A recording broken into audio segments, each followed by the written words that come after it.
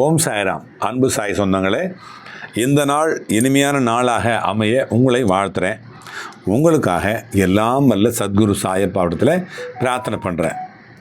ஒரு அன்பர் படப்பிலிருந்து சண்முகம் அப்படின்னு அந்த அன்பர் பிரார்த்தனை பண்ணுறார். அப்பா, என்னால் நான் ஒரு இன்னசென்ட்டு, நான் யாருமே அடையாளம் பார்த்துக்க முடியல, யாருமே அடையாளம் காண முடியலை, நல்லவங்களா கெட்டவங்களா எப்படின்னு நான் அடையாளம் காண்றது அப்படின்னு கேட்குறார்.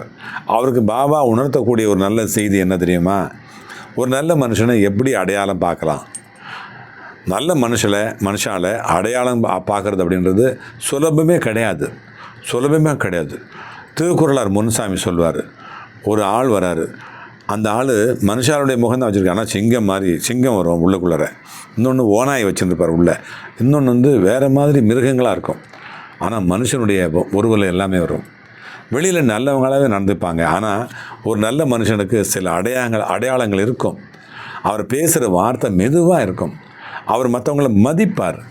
அவர் உங்களை முன்னாடி மட்டும் இல்லை, நீங்கள் இல்லாத நேரத்தில் கூட உங்களை பற்றி நல்லதாக தான் பேசுவார். உண்மையான ஒரு நல்ல மனுஷர் ஒரு பொழுதும் பிறருடைய கஷ்டத்தில் சந்தோஷப்படவே மாட்டார். நல்ல மனுஷால் வாழ்க்கையில் மதித்து காப்பாற்றிக்கிட்டு இருப்பார் அவர். அந்த மாதிரி நம்ம இருந்தோம்னா நாமளும் கூட பாதுகாப்பாக இருக்கலாம். அது பெரிய விஷயம்.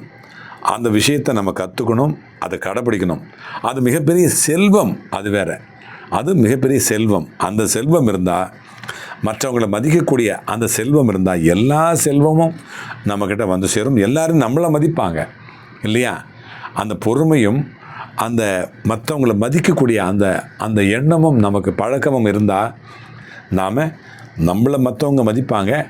நாம் பொறுமையாக இருந்தால் நம்மக்கிட்ட வர்றவங்க பொறுமையாக பேசுவாங்க, மதிப்பு கொடுப்பாங்க. நம்ம மதிப்பான ஒரு வாழ்க்கையை வாழ முடியும். சரியா? அல்லாஹ் மாலிக்.